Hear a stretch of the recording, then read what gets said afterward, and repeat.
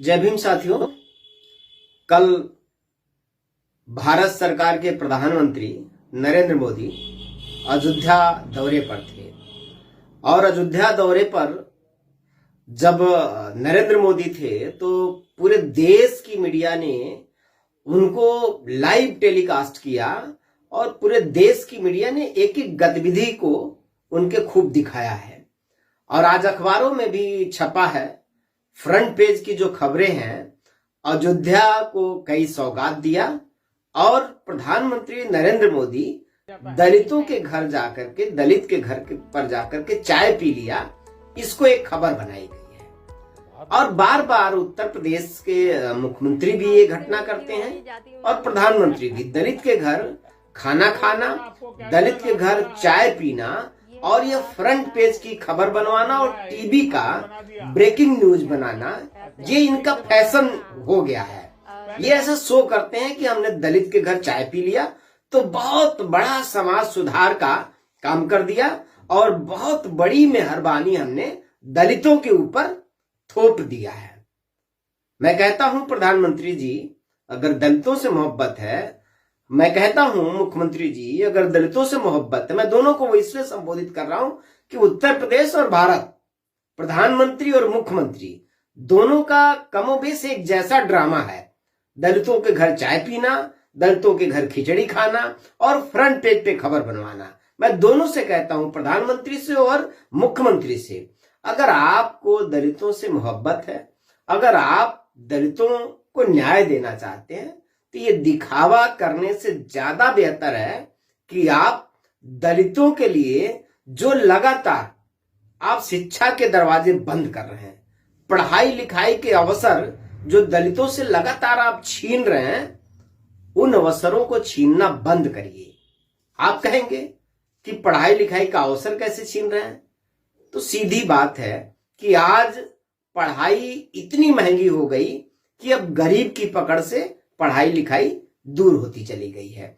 अब कोई गरीब आदमी अपने बच्चे को डॉक्टर बनाने का सपना नहीं देख सकता, इंजीनियर बनाने का सपना नहीं देख सकता, अच्छा प्रोफेशनल एजुकेशन देने का सपना नहीं देख सकता, क्योंकि लाखों रुपया, 50 लाख रुपया अगर फीस लग रही है तो कहां से गरीब आदमी देगा।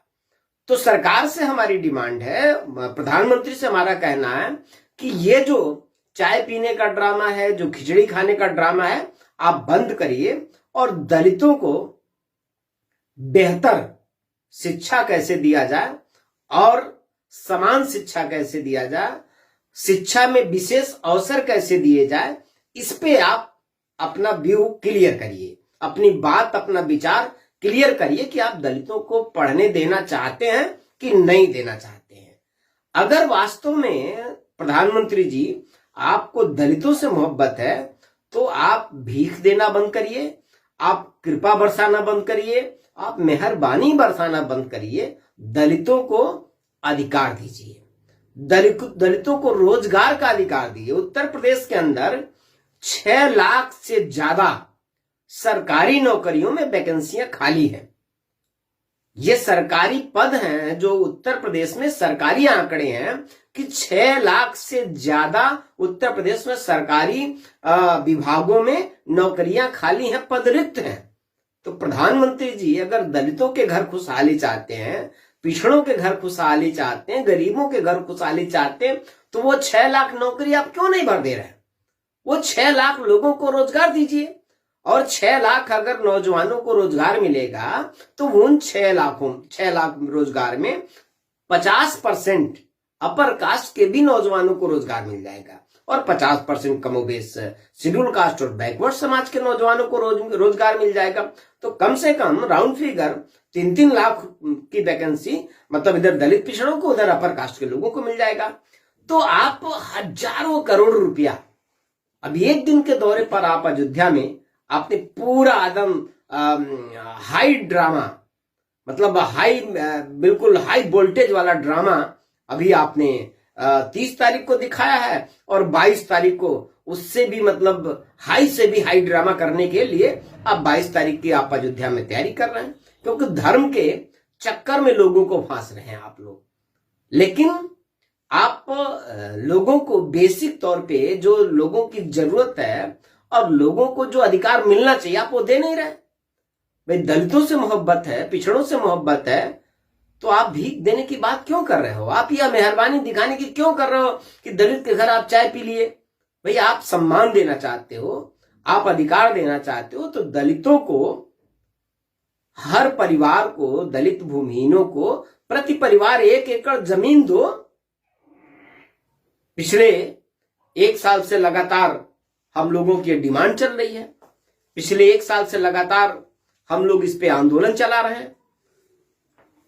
जब हम ये आंदोलन चला रहे हैं तो आपको ये मालूम है और लगातार हम लोग ये डिमांड रख रहे हैं, तो सरकार दलितों को जमीन का अधिकार नहीं देना चाहती है। दलित जमीन मांगते हैं तो दलितों के ऊपर लाठी बरसाई जाती है और दलितों को उठा करके आप जेल में बंद कर देते हैं। और अयोध्या में जाकर के आप दलितों के साथ मोहब्बत बरसा रहे हैं और कह रहे हैं हम तो आपके घर चाय पी लिए और हमने आपके ऊपर बड़ी मेहरबानी कर दिया। भाई प्रधानमंत्री नरेंद्र मोदी जी, ये ड्रामा आप क्यों कर रहे हो? आपके ड्रामे की जरूरत नहीं है, आपके तमाशा की जरूरत नहीं है, आपका ये कृपा और मेहरबानी की जरूरत नहीं। दलितों को संविधान में जो बाबा साहब डॉक्टर अंबेडकर ने दलितों, पिछड़ों, गरीबों को हक दिया है, अधिकार दिया है, आप वो अधिकार दे दो। 1 एकड़ जमीन के लिए उत्तर प्रदेश में दलित आंदोलन कर रहा है पिछले 2 सालों से अधिक टाइम हो गया और हम लगातार आंदोलन कर रहे हैं। अम्बेडकर जन मोर्चा लगातार उत्तर प्रदेश के अंदर आंदोलन कर रही है और लगातार हम लोग कह रहे हैं कि अगर जमीन दलितों, पिछड़ों, गरीबों, भूमिहीनों को मिल जाएगा तो इनकी सारी समस्या का समाधान हो जाएगा। तो हम आपको मानते, हम आपको समझते कि आपके अंदर दलितों के प्रति प्रेम है, दलितों के प्रति मोहब्बत है, तो आप प्रधानमंत्री जी आप जमीन दे दीजिए। ये ढोंग, ये तमाशा, ये ड्रामा, ये सब करना बंद करिए। और मैं उत्तर प्रदेश के मुख्यमंत्री से भी कह रहा हूं और देश के प्रधानमंत्री से भी कह रहा हूं कि आप दलितों को शिक्षा फ्री करिए। दलितों को के लिए जो शिक्षा के दरवाजे आप लगातार बंद करते जा रहे हैं वो साजिशें बंद करिए, शिक्षा के दरवाजे खोलिए। दलितों को, पिछड़ों को, आम जनता को रोजगार दीजिए। दलित, पिछड़े, जो भूमिहीन हैं, जो गरीब लोग हैं, उनको प्रति परिवार 1 एकड़ जमीन दीजिए। ये तमाशा बंद करिए, ये ड्रामा बंद करिए। इस झांसे में अब उत्तर प्रदेश के लोग नहीं आएंगे। प्रधानमंत्री जी, मैं दावा करता हूं कि भारतीय जनता पार्टी का अब कोई कार्यकर्ता दलितों की बस्ती में नहीं जा पाएगा, तब तक नहीं जा पाएगा जब तक दलितों को जमीन मिलेगा नहीं। दलितों को जमीन अगर उत्तर प्रदेश की सरकार, भारत की सरकार अगर दलितों को प्रति परिवार 1 एकड़ रही जमीन देती है तो मैं अपील करता हूं दलित समाज के सभी लोगों से कि भारतीय जनता पार्टी का कोई भी नेता आपकी बस्ती में जाता है तो आप झाड़ू लेकर के उनको दौड़ाइए, आप हड़िया लेके उनको दौड़ाइए, आप उनको अपने मोहल्लों में ठहरने मत दीजिए। आप उनके वो आपके बीच में आए अपनी बात कहने तो उनके सामने खड़ा होकर के कहिए कि जाओ अपने नेता को कहो ड्रामा बंद करे और 1 एकड़ जमीन दलित, पिछड़े, गरीब, भूमिहीनों को दे। अगर जमीन देता है तो हमारी बस्ती में आना, वरना हम तुमको वोट नहीं देंगे, तुमको नहीं देंगे और उनको भी वोट नहीं देंगे जो विपक्ष में है। और जमीन की हमारी इस लड़ाई में जो लोग शामिल नहीं है और जमीन के सवाल पर जो लोग बोल नहीं रहे हैं, उनको भी हम वोट नहीं देंगे।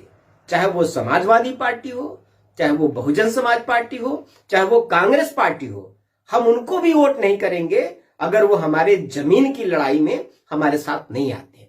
साथियों, भारतीय जनता पार्टी हमारी दुश्मन है, इसलिए मैं दुश्मन कह रहा हूं कि आज वो सत्ता में है और सरकार की जिम्मेदारी होती है कि गरीब जनता की जो मांग हो वो पूरा करे। लेकिन इसके साथ विपक्ष का भी एक जिम्मेदारी होता है। जो विपक्ष के नेता हैं, जो दलितों के, पिछड़ों के जो ठेकेदार बनते हैं, जो रहनुमा अपने आप को घोषित करते हैं, हितैषी अपने आप को घोषित करते हैं, उनकी भी जिम्मेदारी है कि आप हमारी इस समस्या के ऊपर आवाज उठाइए।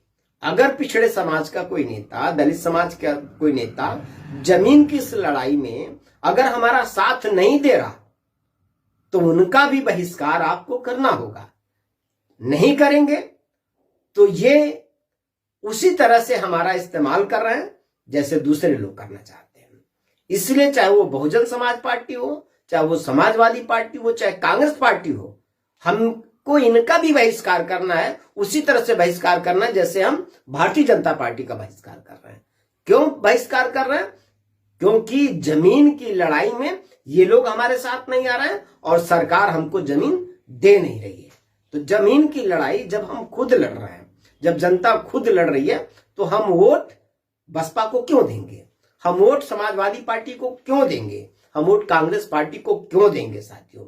इसलिए सतर्क हो जाइए और ये सही मौका है। इन सभी पार्टियों को हमको जवाब देना है और इन सभी पार्टियों को हमको सीधा भी करना है और उनको मजबूर भी करना है कि आप हमारी बस्ती की तरफ, हम गरीबों की बस्ती की तरफ तभी कदम रख पाओगे जब जमीन की लड़ाई में आप हमारे साथ खड़ा रहोगे, आप हमारी लड़ाई लड़ने में हमारे साथ रहोगे। अगर साथ नहीं रहोगे तो वोट नहीं देंगे, हम अपनी बस्ती में, अपने मोहल्लों में आपको ठहरने नहीं देंगे, आपको खड़ा नहीं होने देंगे। अंबेडकर जन मोर्चा का ये जो अभियान है, इस लड़ाई में, इस आंदोलन में जो आएगा हम उसका साथ देंगे। नहीं कोई आएगा तो हम लोग खुद, अंबेडकर जन मोर्चा खुद चुनावी समर में रहेगी और जमीन के लिए हम सड़क से लेकर के संसद तक इस लड़ाई को मजबूती से, जैसे आज हम सड़क पर लड़ रहे हैं, वोट का टाइम आएगा, अगर ये लोग हमारी लड़ाई में नहीं आ रहे हैं तो हम लोग चुनावी समर में भी उतरेंगे। हम अपना वोट कांग्रेस को देकर के, बसपा को देकर के, भाजपा को देकर के, सपा को देकर के बर्बाद नहीं करेंगे। हम अपने वोट को अपने लिए इस्तेमाल करेंगे और अपने नेता को हम सदन में भेजेंगे। हम लोग भी चुनावी मैदान में उतरेंगे। अगर सड़क से हमारी बात नहीं सुनी जा रही है तो संसद भवन में 2024 का लोकसभा का चुनाव आ रहा है, तो हम लोग चुनाव लड़ करके, चुनाव जीत करके संसद भवन में चलेंगे और संसद भवन में चल करके हमारे साथी सड़क पर भी लड़ेंगे और संसद भवन में भी लड़ेंगे। और हर हाल में जमीन का जो अधिकार है, जमीन जो हमारा हक है, हमारा हिस्सा, हमारा अधिकार है, जमीन हम ले करके रहेंगे। लड़ाई सड़क से संसद तक हम खुद लड़ेंगे। जय भीम, जय भारत।